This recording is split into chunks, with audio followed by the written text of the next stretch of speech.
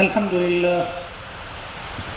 لله رب العالمين والصلاة والسلام على سيد المرسلين محمد وعلى آله وصحبه أجمعين اما بعد. محترم بزرگوں، دانشوروں، طالبان علوم نبوت اور اعیان شہر، یہ میرے لیے انتہائی سعادت کی بات ہے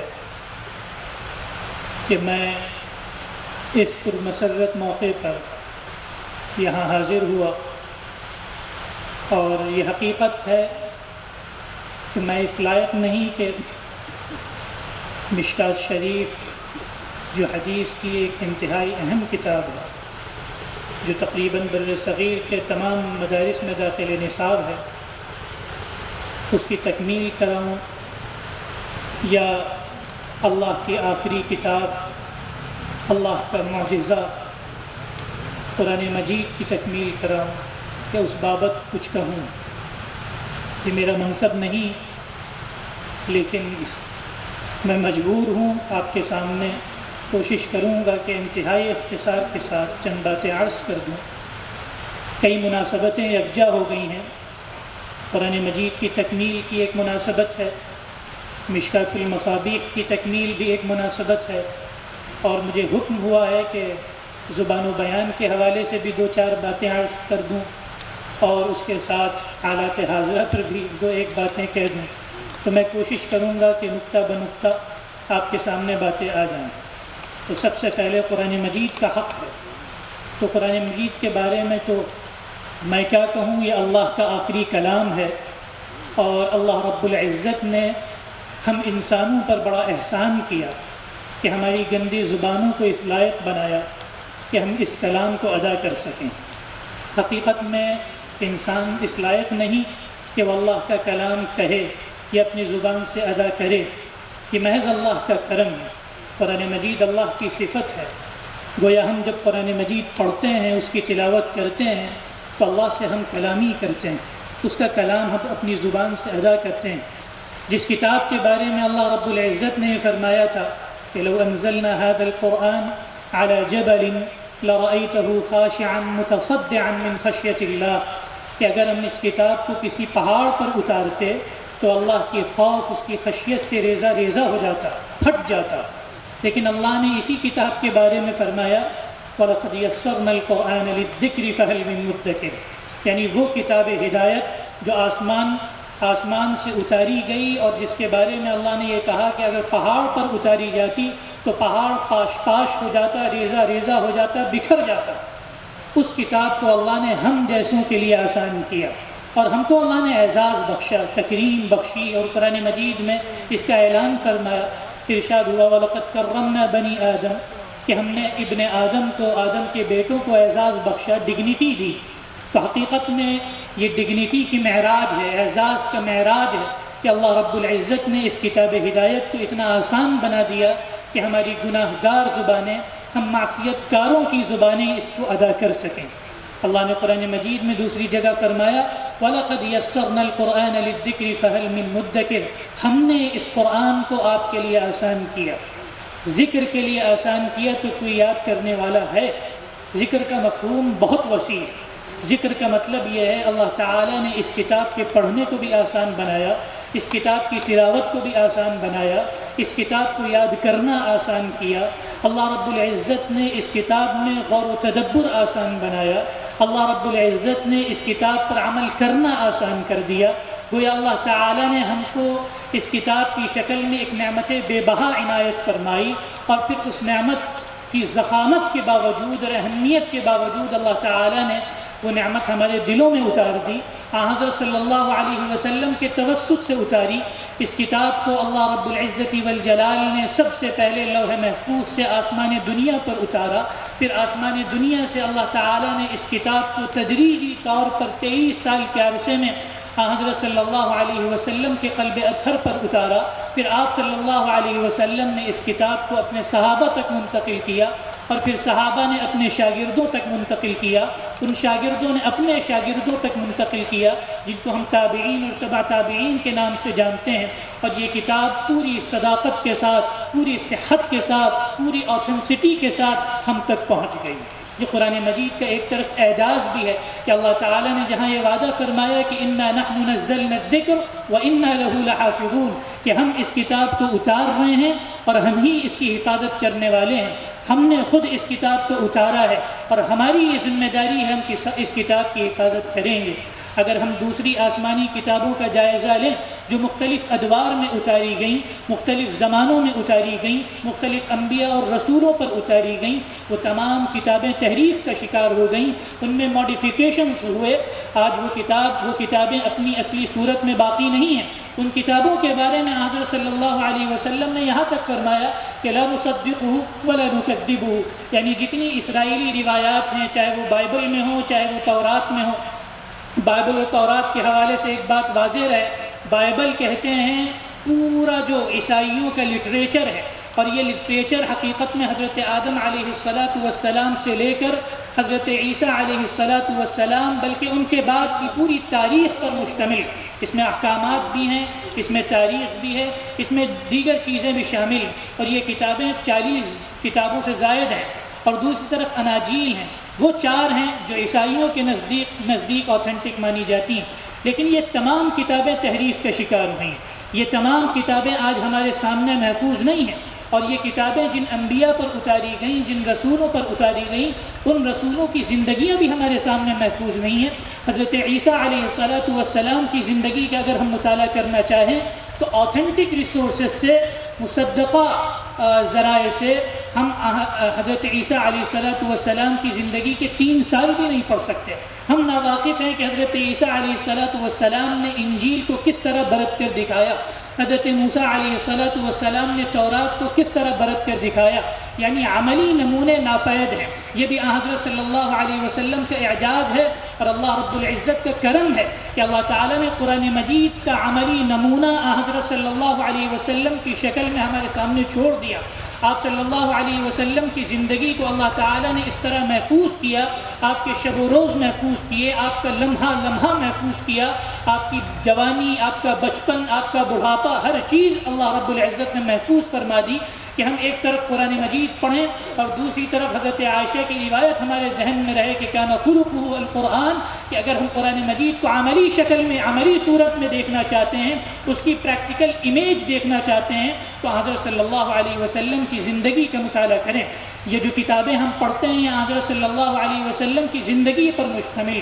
تو جہاں تک قرآن مجید کی بات ہے تو قرآن مجید اللہ کا آخری کلام ہے، اور روئے زمین پر یہ واحد آسمانی کلام ہے جو پوری صحت اور صداقت کے ساتھ محفوظ ہے، اور جتنے آسمانی کلام اتارے گئے وہ صحت اور صداقت میں قرآن مجید کے عشر عشیر بھی نہیں ہیں، بلکہ ہزارواں، لاکھواں اور کروڑواں حصہ بھی نہیں ہے۔ قرآن مجید کو اللہ نے اس طرح محفوظ کیا کہ نہ صرف قرآن مجید کو محفوظ کیا بلکہ قرآن کے حامل اول ہمارے اور آپ کے آقا محمد عربی صلی اللہ علیہ وسلم کی زندگی کو محفوظ فرمایا، اور پھر آپ کے تمام شاگرد یعنی صحابہ کرام رضی اللہ عنہم اجمعین کی زندگیوں کو محفوظ فرمایا۔ آج ہم ہزاروں صحابہ کی زندگیوں سے واقف ہو سکتے ہیں، ان کی بایوگرافیز جان سکتے ہیں، اور لاکھوں صحابہ کے نام جانتے ہیں، اور پھر ان صحابہ کے جو شاگرد تابعین کی شکل میں موجود ہیں ان کی زندگیوں کا ہم مطالعہ کر سکتے ہیں۔ سینکڑوں جلدوں میں کتابیں موجود ہیں جن کتابوں میں ان تابعین کے حالات موجود ہیں، ان پر لوگوں نے نقد کیا ہے، ایک ایک چیز کو کھول کھول کر بیان کر دیا گیا ہے۔ یعنی قرآن مجید کو اللہ نے قرآن مجید کے رجال کے ساتھ محفوظ فرما دیا کہ اب اس کتاب پر ایک حرف بھی رکھنے کی، ایک انگلی بھی رکھنے کی گنجائش نہیں۔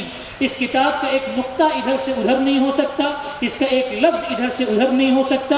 اس کتاب کے اندر نہ کوئی تعارض ہے، اس کتاب کے اندر نہ کوئی ظن و تخمین ہے، اس کتاب کے اندر نہ کوئی شبہ ہے۔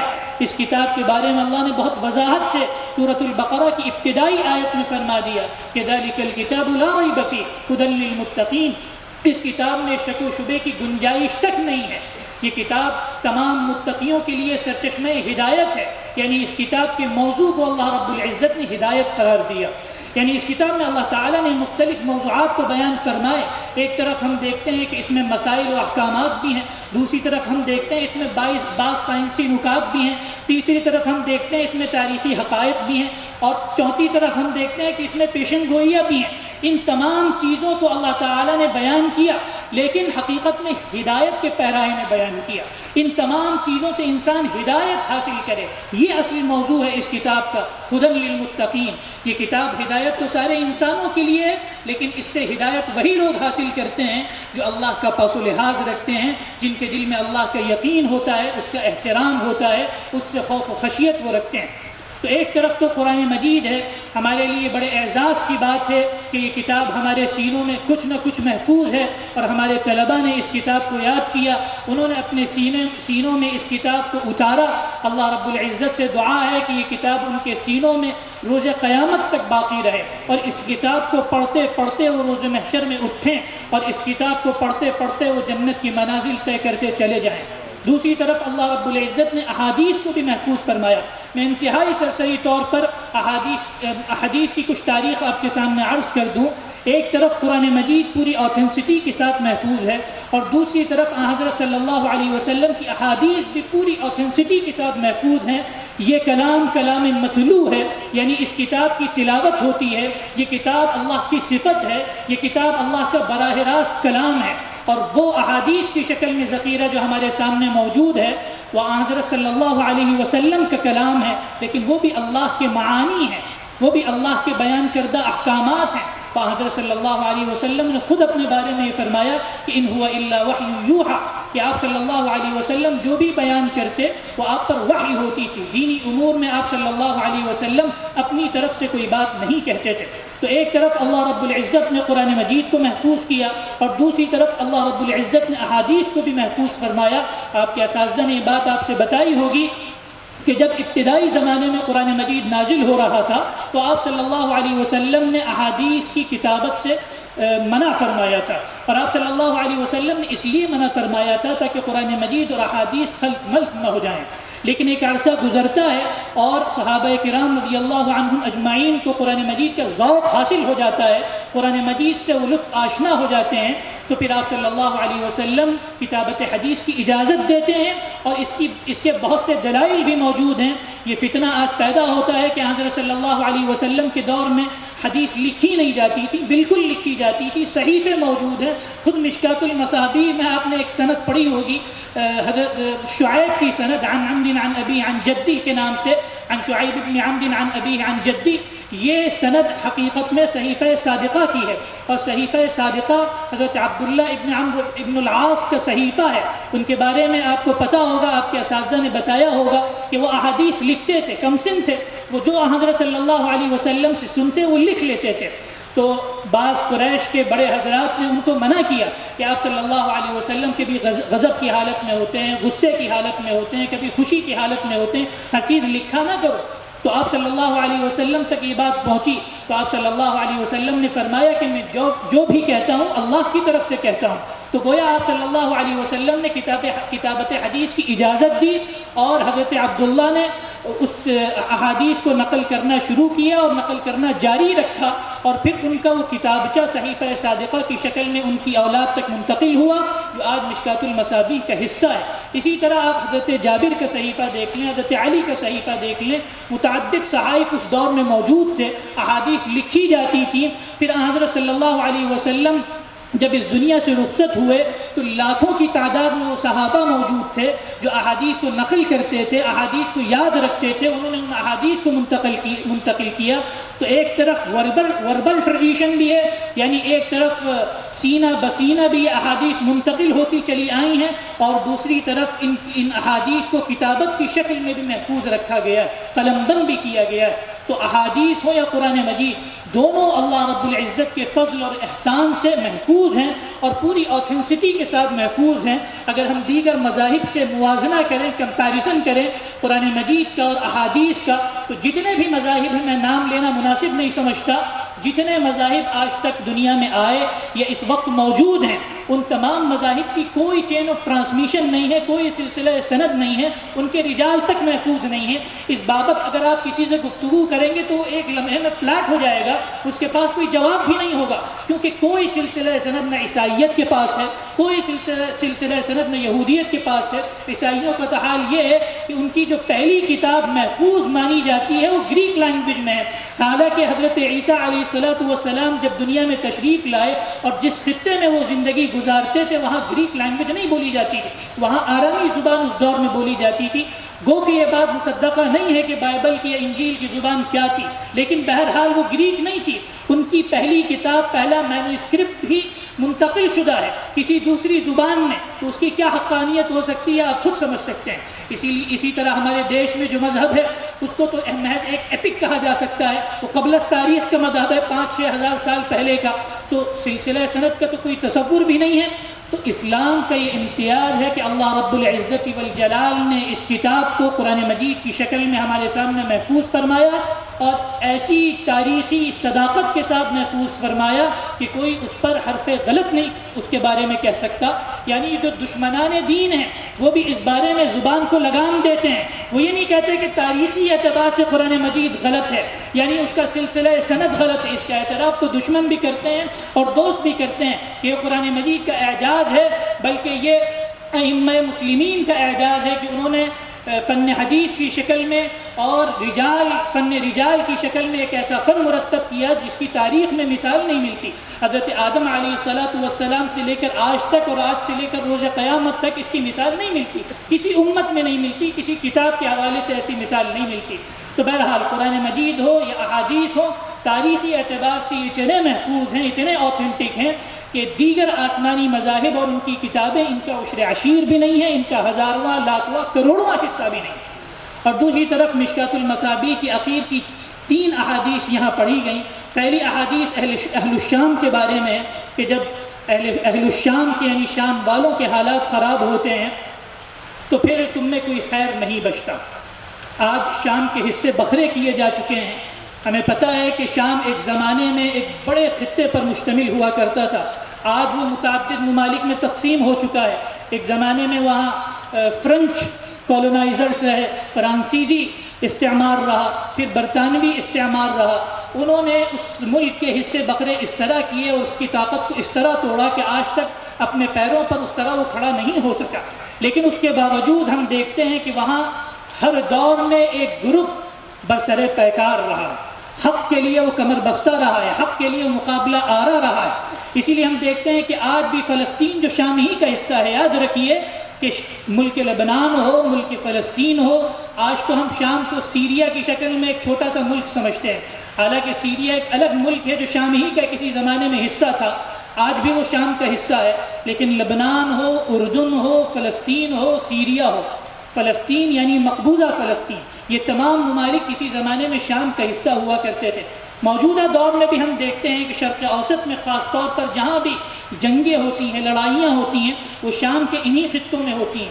آپ کبھی سیریا میں دیکھیں گے، کبھی فلسطین میں دیکھیں گے، کبھی لبنان میں دیکھیں گے۔ ایک زمانے میں اردن اور عراق کے بعض حصوں میں بھی ہوا کرتی تھی، اور ایک گروپ ہمیشہ برسر پیکار رہتا ہے، اللہ کے دین کی سربلندی کے لیے لڑتا رہتا ہے۔ اور آج بھی ہم فلسطین میں دیکھتے ہیں، غزہ میں دیکھتے ہیں کہ ایک گروپ برسر پیکار ہے اور اللہ کے دین کی سربلندی کے لیے لڑ رہا ہے، اپنی جانوں کی قربانی دے رہا ہے، اور حقیقت میں وہ پوری امت کی طرف سے فرض کفایہ ادا کر رہا ہے۔ تو شام کی سرزمین میں اگر خیر نہیں اور شام والے اگر بگڑ جائیں تو حدیث کی روح سے ہمیں یہ بات پتہ چلتی ہے، پھر دنیا کے کسی خطے میں خیر باقی نہیں رہے گا۔ اور پھر حضرت صلی اللہ علیہ وسلم نے مزید یہ فرمایا کہ وَلَا يَزَالُ طَائِفَةٌ مِّنْ أُمَّتِي مَنْصُورِينَ لَا يَضُرُّهُمْ مَنْ خَذَلَهُمْ۔ ہم یہ سمجھتے ہیں کہ جو اسلامی مملکتیں ہیں اور وہاں کے مختلف فرما روا ہیں وہ ان لوگوں کی مدد نہیں کرتے، ان کی نصرت نہیں کرتے، ان کو کمک نہیں فراہم کرتے، تو یہ لوگ ختم ہو جانے والے ہیں۔ یاد رکھیے کہ حضرت صلی اللہ علیہ وسلم نے فرمایا کہ لا يضرهم من خذلهم، لا يضرهم من خذلهم، کوئی ان کو جتنا ہی پریشان کرے، کوئی ان کو جتنا ہی پریشان کرے، لیکن ان کو نقصان نہیں پہنچا سکتا۔ ان کو نقصان پہنچانے والی ذات آج تک پیدا نہیں ہوئی۔ وہ کل بھی برسر پیکار تھے، وہ آج بھی برسر پیکار ہیں، روز قیامت تک وہ برسر پیکار رہیں گے اور اعلاء کلمت اللہ کا فریضہ انجام دیتے رہیں گے۔ آپ دیکھیں گے کہ پورا عالم اسلام اس وقت کمزوری کا شکار ہے، تنزلی کا شکار ہے، اور ہمارا بڑا المیہ یہ ہے کہ ہمیں اپنے اقبال سے زیادہ، اپنی سربلندی سے زیادہ دوسروں کی تنزلی فکر دامنگیر رہتی ہے۔ ہم یہ سوچتے ہیں کہ امریکہ تنزلی کا شکار ہو جائے، یورپ انحطاط کا شکار ہو جائے، یا پھر رشیا ڈکلائن کا شکار ہو جائے۔ ہمیں یہ فکر دامنگیر نہیں ہوتی کہ ہمیں کس طرح اقبال حاصل ہوگا، ہمیں کس طرح سربلندی حاصل ہوگی۔ ہم نے کیا اپنے آپ کو متبادل کے طور پر پیش بھی کیا ہے؟ اگر وہ تنزلی کا شکار ہوئے، انحطاط کا شکار ہوئے، تو آج امریکہ سپر پاور ہے، کل رشیا بن جائے گا، پرسوں چین بن جائے گا۔ آپ تو سب میں بھی نہیں ہیں، آپ تو قطار و شمار میں بھی نہیں ہیں۔ تو ہمیں اپنے آپ کو مضبوط کرنے کی ضرورت ہے۔ دوسروں کے جھگڑوں پر بانچیں نکالنے کے بجائے عزم اور حوصلے کے ساتھ، ہمت کے ساتھ اور سنجیدگی کے ساتھ اپنی قوم کے لیے خدمات انجام دینے کی ضرورت ہے۔ اور اسی طرح ہم اس دین کی، اور حقیقت میں دین کیا، خود اپنی نیا پار لگا سکتے ہیں۔ تو اس حدیث کی روح سے یہ بات واضح ہو جاتی ہے کہ ایک گروہ تو برسر پیکار رہے گا، اور دنیا کی کوئی طاقت انہیں نہ پریشان کر سکتی ہے، نہ ان کی ہمتوں کو پست کر سکتی ہے، نہ ان کی حوصلہ شکنی کر سکتی ہے۔ وہ کل بھی برسر پیکار تھے، وہ آج بھی برسر پیکار ہیں، اور روز قیامت تک برسر پیکار رہیں گے۔ پھر دوسری حدیث ہے جس میں حضرت صلی اللہ علیہ وسلم نے فرمایا کہ اللہ رب العزت نے میری امت سے خطا اور نسیان کو، اور جس چیز پر انہیں مجبور کیا جائے، معاف کر دیا ہے۔ خطا کا مطلب یہ نہیں ہے کہ انسان گناہ کرتا پھرے، خطا بغیر قصد یعنی بدون قصد، الخطأ الذي ولد من دون قصد، یعنی جو انسان سے بغیر کسی قصد کے خطا سرزد ہو جاتی ہے، غلطی سرزد ہو جاتی ہے، اللہ تعالیٰ اس پر پکڑ نہیں فرماتے۔ پچھلی امتوں پر اس کی بھی پکڑ ہوتی تھی۔ اسی لیے میں یہ کہتا ہوں، بلکہ علماء یہ کہتے ہیں کہ اللہ رب العزت نے اس امت پر بے شمار احسانات فرمائے ہیں۔ ان احسانات کو اگر شمار کیا جائے تو صبح سے شام ہو جائے، شام سے صبح ہو جائے، زندگیاں تمام ہو جائے، اور قیامت کا سورج طلوع ہو جائے، اور دنیا ہی ختم ہو جائے۔ اللہ نے تو قرآن مجید میں بہت وضاحت سے فرمایا کہ وَإِن تَعُدُّوا نِعْمَةَ اللَّهِ لَا تُحْصُوهَا، اور اس امت کے بارے میں فرمایا کہ کنتم خیر امت، تم بہترین امت ہو۔ اس امت کو اللہ تعالیٰ نے پچھلی تمام امتوں پر گواہ بنایا۔ اگلی حدیث میں آپ کو پڑھیں گے بھی۔ تو گویا اللہ رب العزت نے اس امت کے لیے بے شمار احسانات فرمائے ہیں اس امت پر، اور اللہ کا محض یہ خاص فضل و کرم ہے اور احسان ہے کہ اس نے خطا کو، نسیان کو، جس چیز پر ہمیں مجبور کیا جائے اس سے ہمیں معاف رکھا ہے، اس پر ہماری کوئی پکڑ نہیں ہوگی۔ پھر آخری حدیث ہے جس میں اللہ رب العزت، حضرت صلی اللہ علیہ وسلم فرماتے ہیں کہ اللہ کے قول کے سلسلے میں اس کی شرح فرماتے ہیں کنتم خیر امت اخرجت للناس، بہت معروف آیت ہے اور زبان زدہ خاص و عام ہے، ہر شخص یہ آیت جانتا ہے، عوام بھی جانتے ہیں اور خواص تو جانتے ہی ہیں۔ اس میں اللہ رب العزت نے اس امت کے فرض منصبی کو ہمیں بتایا ہے۔ لوگ یہ سمجھتے ہیں کہ یہ ہماری اہمیت کو بچانے والی آیت ہے، ہمارے مقام و منصب کو بچانے والی آیت ہے۔ ضرور آپ کے مقام و منصب کو بچانے والی آیت ہے، لیکن مقام و منصب کے ساتھ یہ آپ کی ذمہ داری کو بچانے والی آیت ہے کہ آپ کو اللہ رب العزت نے خیر امت قرار دیا ہے، the best ever nation that has ever been produced۔ آپ سے بہترین امت حضرت آدم علیہ السلام سے لے کر آج تک اور روز قیامت تک اللہ نے برپا نہیں کی۔ تو ظاہر ہے کچھ ذمہ داریاں بھی ہوں گی، عوام کی بھی ذمہ داریاں ہیں۔ خیر امہ میں عوام بھی شامل ہے، خواص بھی شامل ہے۔ کوئی پلہ جھاڑ نہیں سکتا، کوئی دامن چھڑا نہیں سکتا کہ بھئی یہ تو علماء کا کام ہے، علماء جانیں۔ ہم عوام تو کھانے کمانے کے لیے پیدا ہوئے ہیں، ہم یہاں آئے ہیں، دکان میں جائیں گے، کھائیں گے، کمائیں گے، چلے جائیں گے۔ میرے بھائی، اللہ نے آپ کو بھی خیر امت کہا ہے کہ تم بھی اس خیر امت کے ایک فرد ہو، تمہاری بھی یہ ذمہ داری ہے، تم مرد ہو یا عورت، کہ تم اس امت کے لیے اپنی خدمات پیش کرو، اللہ کے دین کی سربلندی کے لیے اپنی خدمات پیش کرو۔ اگر تم یہ نہیں کرو گے، اللہ تعالیٰ تمہیں نیست و نابود کر دے گا، دوسری قوموں کو برپا کرے گا جو اللہ کے دین کی خدمات انجام دیں گی۔ تمہارا نام و نشان دنیا میں باقی نہیں رہے گا، کوئی نام لیوا بھی باقی نہیں رہے گا، تمہیں صفحہ ہستی سے مٹا دیا جائے گا۔ اور آج ہم دیکھتے ہیں کہ اسلام کا سورج بر صغیر میں ہو سکتا ہے کہ غروب ہو، لیکن غرب سے طلوع ہو رہا ہے۔ علامہ اقبال نے اسی بابت کہا تھا کہ جہاں میں اہل ایمان صورت خورشید جیتے ہیں، ادھر ڈوبے ادھر نکلے، ادھر نکلے ادھر ڈوبے۔ اگر کہیں اہل ایمان کا سورج ڈوبتا ہے تو اس کا یہ مطلب نہیں ہے کہ اسلام کو خطرہ لاحق ہے، ان اہل ایمان کو خطرہ لاحق ہے جنہوں نے اسلام کی رسی کو چھوڑ دیا، جنہوں نے اللہ کی رسی کو چھوڑ دیا۔ اللہ کا دین کل بھی سربلند تھا، آج بھی سربلند ہے، اور روز قیامت تک سربلند رہے گا۔ اس پر کوئی کمزوری، کوئی تنزلی، کوئی انحطاط نہیں چھا سکتا۔ یہ اللہ کا اعلان ہے۔ اللہ نے فرمایا کہ ان تنصروا اللہ ینصرکم ویثبت اقدامکم، اگر تم اللہ کی مدد کرو گے اور ہماری کیا مجال کہ ہم اللہ کی مدد کریں. مراد یہ ہے کہ تم اللہ کے دین کی نصرت کرو گے تو حقیقت میں یہ تمہاری نصرت ہے. اللہ تمہاری نصرت فرمائے گا, تمہارے قدموں کو اللہ جمائے گا. اور اگر تم نے اللہ کے دین سے روگردانی اختیار کی, پہلو تہی کی, تو اللہ تمہیں نیست و نابود کرے گا. یستبدل قوما غیرکم ثم لا یکونوا امثالکم, تم کو ریپلیس کر دیا جائے گا, دوسری قوموں کو برپا کیا جائے گا جو اللہ کے دین کی خدمات انجام دیں گی. اور ابھی زبان کے سلسلے میں یہ بات کہی گئی, میں اس ضمن میں ایک بات عرض کر دوں کہ اللہ رب العزت نے زبان کو اپنی آیت قرار دیا ہے, اپنی نعمت قرار دیا ہے.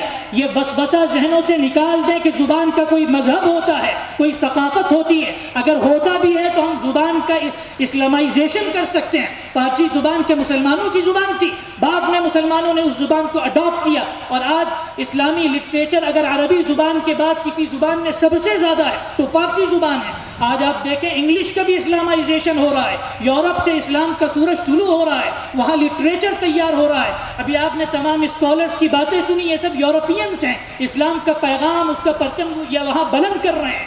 تو میرے بھائیوں یہ یاد رکھیے, اللہ نے قرآن مجید میں فرمایا وَمِنْ آيَاتِهِ خَلْقُ السَّمَاوَاتِ وَالْأَرْضِ وَاخْتِلَافُ أَلْسِنَتِكُمْ وَأَلْوَانِكُمْ إِنَّ فِي ذَلِكَ لَآيَاتٍ لِّلْعَالَمِينَ, کہ زمین اور آسمان کی پیدائش میں اور رنگ و نسل کے تنوع میں اور زبان و ادب کے تنوع میں واضح نشانیاں ہیں ان لوگوں کے لیے جو عقل و تدبر رکھتے ہیں, بلکہ سارے جہانوں کے لیے. ان فی ذلک لآیات للعالمین, سارے جہانوں کے لیے زبان و ادب میں, زبان و بیان میں, انگلش میں, عربی میں, اردو میں, فارسی میں, فرنچ میں, اٹالین میں, اور یہاں کی جو لوکل زبانیں مراٹھا ہو یا پھر ملیالم ہو یا کنڑا ہو یا کشمیری ہو, یا جتنی زبانیں, یہ اللہ کی نشانیاں ہیں, یہ اللہ کی خلقت کے شاہکار ہیں. اس میں ہمیں غور و تدبر پیدا کرنا ہے, اور اس میں ہمیں صلاحیت پیدا کرنی ہے, لیاقت پیدا کرنی ہے. اللہ کا حکم ہے. اور انبیاء کو بھی اللہ تعالیٰ نے آیت آپ کے سامنے پڑھی گئی, انہی کی قوم کی زبان میں مبعوث کیا. وما ارسلنا من رسول الا بلسان قوم ليبين لهم, کیوں؟ تاکہ دین کا پیغام واضح کر دیا جائے, کوئی شک و اشتباہ باقی نہ رہے. اگر آپ زبان سے واقف نہیں ہوں گے, لسان قوم سے نہ آشنا ہوں گے, انگریزی نہیں جانتے, دین کی خدمت کرنا چاہتے ہیں. حضرت مولانا مفکر اسلام کی یہاں عبارت پلے کی گئی تھی. حضرت مولانا نے کیا فرمایا کہ اگر دعوت کا فریضہ آپ انجام دینا چاہتے ہیں تو اس کا پہلا ٹول, پہلا ذریعہ, پہلا وسیلہ زبان ہے. اخلاص تو شرط اولین ہے, اور اخلاص کے بھی الگ الگ پیمانے ہوتے ہیں. مدارس کے طلبہ یہ سمجھتے ہیں کہ اخلاص تو واجبی چیز ہے, اس کے بارے میں کیا بات. یاد رکھیے سب سے زیادہ اخلاص کی ضرورت مدارس کے طلبہ کو ہوتی ہے, کیونکہ سب سے زیادہ شیطان کچوکے ہمیں لگاتا ہے. ہمیں ممبر نصیب ہوتا ہے, میں یہاں اسٹیج پر بیٹھا ہوں, آپ کو ممبر نصیب ہوگا, آپ اسٹیج پر آئیں گے. عامت الناس کو یہ چیزیں نصیب ہی نہیں ہوتی. تو ریاکاری کا سب سے زیادہ خطرہ اور اندیشہ علماء کو ہے, طالبان علوم نبوت کو ہے, جن کو اسٹیج حاصل ہے. اللہ سے پناہ مانگنی چاہیے کہ ہمارے دل میں ریا داخل ہو, ہمارے دل میں کبر اور نخوت کے کوئی شائبہ بھی داخل ہو. کہ اللہ سے پناہ مانگنی چاہیے اور دعا کرنی چاہیے کہ اللہ ہمیں اخلاص سے نوازے. اخلاص کے بعد مولانا یہ فرماتے تھے مفکر اسلام علیہ الرحمہ کہ اگر ہم نے علوم کے اندر اختصاص پیدا نہیں کیا, اسپیشلائزیشن پیدا نہیں کیا, تو ہم ان قوموں میں یا ان طبقوں میں جو بہت انٹلیکچوئلز ہیں مؤثر نہیں بن سکتے. آپ کا کام محدود ہو جائے گا, آپ کا دائرہ اثر محدود ہو جائے گا. ہو سکتا ہے کہ آپ کسی مسجد کی امامت کریں, معاذ اللہ ثم معاذ اللہ, میں ان کو حقیر نہیں ٹھہراتا, لیکن میں یہ کہتا ہوں کہ اگر آپ وسیع پیمانے پر دین کی خدمات انجام دینا چاہتے ہیں, اور ایک قوم ایسی ہونی چاہیے. قرآن مجید میں اللہ نے حکم دیا کہ فلولا نفر من كل فرقة منهم طائفة ليتفقهوا في الدين ولينذروا قومهم إذا رجعوا إليهم لعلهم يحذرون ولتكن منكم أمة يدعون إلى الخير ويأمرون بالمعروف. ان آیات کا ترجمہ آپ سب جانتے ہیں, سب علماء ہیں, طالبان علوم نبوت ہیں, وقت زیادہ نہیں ہے, میں ترجمہ نہیں کرتا. ان آیات میں اللہ تعالیٰ نے ایک مخصوص گروہ کو تیاری کا حکم دیا ہے کہ تم دین کے اندر تفقہ حاصل کرو, تم تیاری کرو, کیونکہ تمہیں دعوت کا فریضہ انجام دینا ہے. یہ فرض کفایہ ہے جو علماء کے لیے ہے, اور حقیقت میں علماء کی یہ ذمہ داری ہے. اللہ تعالیٰ نے ہمیں دین کا وارث بنایا ہے. ثم اورثنا الكتاب الذين اصطفينا من عبادنا فمنهم ظالم لنفسه ومنهم مقتصد ومنهم سابق بالخيرات. اللہ نے فرمایا کہ اپنے برگزیدہ بندوں میں سے ہم نے اس کتاب کا وارث بنایا ہے چند لوگوں کو، گویا ہمیں اور آپ کو اللہ نے وارث بنایا ہے، یہ وراثت ہمارے سپرد کی گئی ہے۔ پھر اللہ نے خود فرمایا فَمِنْهُمْ ظَالِمٌ لِنَفْسِهِ وَمِنْهُمْ مُقْتَصِدٌ وَمِنْهُمْ سَابِقٌ بِالْخَيْرَاتِ، ان میں سے بعض وہ ہیں جو اپنے آپ پر ظلم کرتے ہیں، جو دین سے پہلو تہی کرتے ہیں، دین سے اپنے آپ کو دور کرتے ہیں، وہ اپنے اوپر ظلم کرتے ہیں، وہ نہ اللہ پر ظلم کرتے ہیں نہ اس کے دین پر ظلم کرتے ہیں۔ اس غلط فہمی کو دور کر لیں اور اس غلط فہمی سے باہر آ جائیں کہ اگر ہم نے دین کی خدمت انجام نہیں دی تو دین کو کوئی خطرہ لاحق ہوگا، ہرگز نہیں، آپ نہیں انجام دیں گے کوئی دوسرا انجام دے گا۔ یہ ہمارے لیے فخر کی بات ہے، یہ ہمارے لیے باعث نجات ہے کہ ہم دین کی خدمت انجام دیں، دین کا پیغام عام کریں اور دامے درمے سخنے جس طرح بھی کر سکے کام کرتے رہیں۔ اس میں ہماری بقا ہے اور امت مسلمہ کی بقا کا راز اسی میں پنہا ہے۔ تو میرے بھائیوں اور محترم بزرگوں اور دوستوں، اللہ رب العزت نے ہمیں وارثین انبیاء بنایا ہے، بہت بڑا عہدہ ہے۔ جہاں انبیاء کے بارے میں یہ کہا گیا ہو، سب سے پہلے تو ہمیں یہ منصب سونپا گیا کہ العلماء ورثۃ الانبیاء، زبان زد ہے، حدیث سب جانتے ہیں۔ اس کے بعد اللہ نے کیا فرمایا کہ انبیاء کا کیا منصب ہے؟ انبیاء کا منصب یہ نہیں ہے کہ مال و زر کمائیں اور مال و زر کماتے کماتے دنیا سے رخصت ہو جائیں۔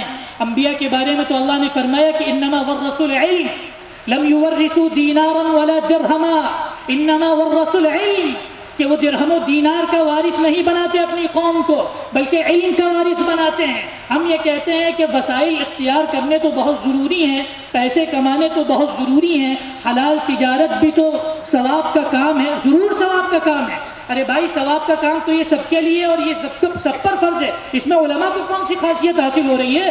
حلال رزق تو ایک عام آدمی بھی کمائے گا، اس کی بھی یہ ذمہ داری ہے۔ ہماری صرف یہ ذمہ داری نہیں ہے کہ ہم حلال رزق کمائیں اور دنیا سے رخصت ہو جائیں، ہماری ذمہ داری اس سے بڑھ کر ہے۔ ہم انبیاء کے پیروکار ہیں، انبیاء کے جانشین ہیں، وارثین ہیں۔ ہماری ذمہ داری یہ ہے کہ ہم انبیاء کے مشن سے اپنے آپ کو وابستہ کریں۔ شاہ ولی اللہ محدث دہلوی فرماتے ہیں کہ انبیاء اس دنیا سے رخصت ہو گئے، حضرت صلی اللہ علیہ وسلم پر اللہ رب العزت والجلال نے دین کو مکمل کر دیا اور اعلان کر دیا کہ الیوم اکملت لکم دینکم واتممت علیکم نعمتی ورضیت لکم الاسلام دینا، کہ آپ کے لیے دین کو مکمل کر دیا گیا۔ لیکن یاد رکھیے انبیاء چلے گئے، ان کا مشن آج بھی باقی ہے اور ان کے مشن کو آگے بڑھانا اور پہنچانا اور ان کے میسج کو کنوے کرنا ہماری اور آپ کی ذمہ داری ہے، اور کبھی دل برداشتہ ہونے کی ضرورت نہیں ہے۔ حضرت صلی اللہ علیہ وسلم کی پوری زندگی کا ہم مطالعہ کر لیں، آپ کو کس طرح ستایا گیا، طائف میں آپ کو لہو لہان کیا گیا۔ آپ نے کبھی یہ کہا اللہ رب العزت کے سامنے حاضر ہو کر سر پر سجود ہو کر کہ اللہ میں نے بہت دعوت کا کام کیا، یہ قوم نہیں مانتی، تو آسمان سے بجلی گرا، ان کو خاکستر کر دے، زمین میں دھسا دے؟ آپ صلی اللہ علیہ وسلم نے کبھی بد دعا دی؟ آپ نے تو یہ فرمایا کہ لم ابعث لعانا، کہ میں لعان بنا کر نہیں بھیجا گیا، میرا کام تو یہ ہے کہ میں لوگوں کو راہ حق کی طرف لے کر آؤں۔ طائف کا واقعہ آپ نے پڑھا ہوگا، جب فرشتوں نے یہ کہا کہ آپ کہیں ان دو پہاڑوں کو ملا کر بستی والوں کو پیس دیا جائے، تو آپ نے کیا فرمایا؟ آپ نے یہ نہیں فرمایا کہ ہاں ضرور پیس دیا جائے، آپ نے فرمایا کہ نہیں، ہو سکتا ہے کہ ان کی آنے والی نسلیں توحید کی علم بردار بنیں۔ تو میرے بھائیوں، ہدایت ہمارے ہاتھ میں نہیں، نہ یہ ہمارا منصب ہے، یہ اللہ کا منصب ہے، اس کا مقام ہے، وہ لوگوں کو ہدایت دیتا ہے۔ اس نے تو حضرت صلی اللہ علیہ وسلم سے بھی یہی کہا کہ انک لا تہدی من احببت ولکن اللہ یہدی من یشاء، آپ جسے چاہیں ہدایت نہیں دے سکتے، اللہ جسے چاہتا ہے ہدایت دیتا ہے۔ لیکن حضرت صلی اللہ علیہ وسلم کی کڑھن اور آپ کی تڑپ دیکھیے کہ آپ کو ستایا جاتا تھا، پریشان کیا جاتا تھا، لہو لہان کیا جاتا تھا، مینٹل فزیکل ہر طرح کا ٹارچر دیا جاتا تھا، اور آپ کا حال یہ ہے کہ اللہ تعالیٰ آپ کو تسلی دے رہا ہے، آپ کو اللہ رب العزت تسلی دے رہا ہے کہ لعلک باخع نفسک علی آثارہم ان لم یؤمنوا بہذا الحدیث اسفا، کہ لگتا ہے کہ آپ اپنی جان کو ان لوگوں کے پیچھے ہلکان کر دیں گے اگر یہ ایمان نہیں لاتے۔ ہم نے اس طرز پر کام کیا، اس نہج پر کام کیا، اس ڈھب پر کام کیا، اس لگن کے ساتھ کام کیا، اس بے غرضی کے ساتھ کام کیا، اس اخلاص کے ساتھ کام کیا، ہرگز نہیں اس کا عشر عشیر بلکہ ہزارواں اور لاکھواں حصہ بھی ہمارے اندر موجود نہیں ہے۔ تو یہاں جو طالبان علوم نبوت ہیں، جو علماء ہیں، جو انبیاء کے منصب پر فائز ہیں، ان کے مشن کو آگے بڑھانا ہے۔ میرے بھائیوں، میرے بزرگوں، ہماری اور آپ کی یہ ذمہ داری ہے کہ ہم جب حدیث کی کتابیں پڑھیں، جب ہم قرآن مجید کا مطالعہ کریں، اس میں غور و تدبر کریں، تو ہم عملی زندگی سے وہ روشنی دوسروں کو فراہم کریں جس کی دنیا کو ضرورت ہے۔ میں اپنی بات کو بہت لمبی نہیں کرنا چاہتا، وقت زیادہ ہو گیا، اس کے لیے معذرت خواہ بھی ہوں۔ مولانا علی میاں صاحب ایک آیت پڑھتے تھے عام طور پر، اور اسی آیت کی روشنی میں اپنی بات کو ختم کروں گا۔ مولانا یہ فرماتے تھے کہ ہمیں اپنے اندر فرقان پیدا کرنے کی ضرورت ہے۔ یا ایھا الذین آمنوا ان تتقوا اللہ یجعل لکم فرقانا ویکفر عنکم سیئاتکم، کہ اے ایمان والوں، اے وہ لوگوں جو ایمان لے کر آئے، اگر تم اللہ سے ڈرو گے تو اللہ تعالیٰ تمہیں فرقان سے نوازے گا۔ فرقان کیا ہے؟ فرقان وہ چارمنگ کیریکٹر ہے کہ اگر جس کو آپ نے اڈیپٹ کر لیا تو پھر آپ کو دہائی دینے کی ضرورت نہیں پڑے گی کہ میں مسلمان ہوں، مان لو میں مسلمان ہوں، دیکھو میری ٹوپی، دیکھو میری داڑھی، لیکن میں جھوٹ بھی بولتا ہوں، میں دھوکہ بھی دیتا ہوں، میں معاملات میں بھی خراب ہوں، میں لڑائی جھگڑا بھی کرتا ہوں، میرے اندر جہالت بھی ہے، علم سے میں کوسوں دور ہوں، لیکن میں مسلمان ہوں، مان لو۔ کوئی نہیں مانے گا۔ ہمیں اپنے اندر اسلام کی خصوصیات پیدا کرنی ہوں گی۔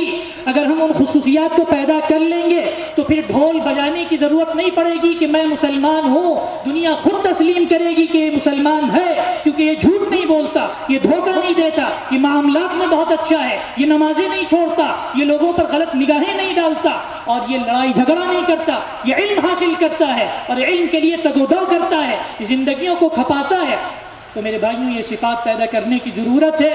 ہم اپنے اندر فرقان پیدا کریں، وہ ڈسٹنگوش کوالٹی کہ جسے ہم نے اگر اختیار کر لیا تو اللہ رب العزت ہماری زندگیوں کے اندر وہ نور پیدا کر دے گا، وہ روشنی پیدا کر دے گا کہ ہم جہاں سے گزریں گے لوگ کہیں گے کہ محمد کا پیروکار ہے صلی اللہ علیہ وسلم، یہ محمد کا پیروکار صلی اللہ علیہ وسلم۔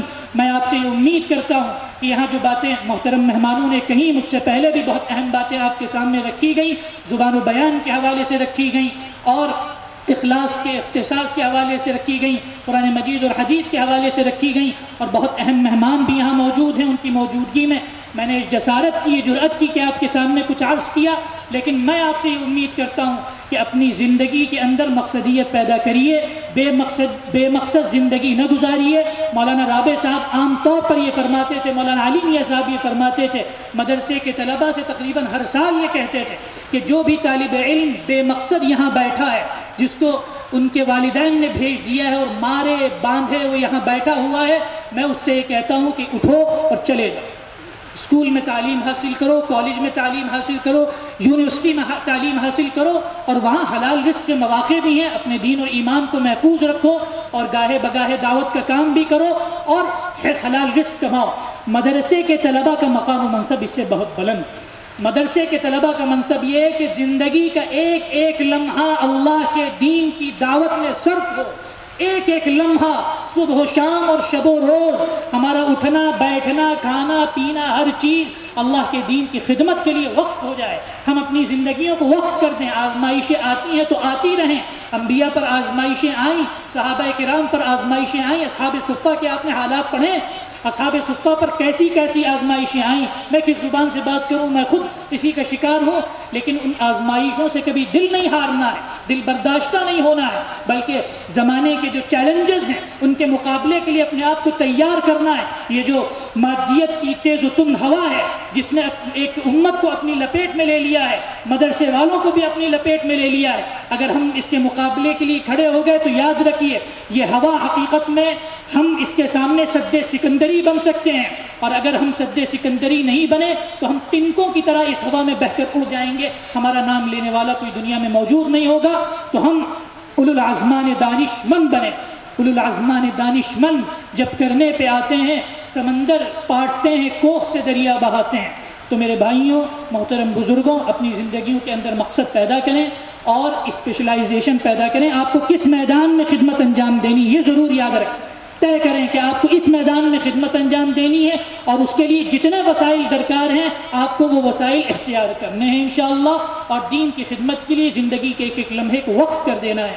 اللہ سے دعا ہے کہ اس پروگرام کو قبول فرمائے، منتظمین کی محنتوں کو کاوشوں کو قبول فرمائے، اس کو ثمرآور بنائے، اور اس علاقے میں اس پروگرام کے ذریعے سے اور یہاں جو شمع روشن ہیں ان کے دم سے اللہ تعالیٰ روشنی پھیلائے اور ایمان کی ایسی باد بہاری پھیلائے کہ پورا علاقہ بہار میں جھوم جائے اور جھومتا ہی جھومتا رہے۔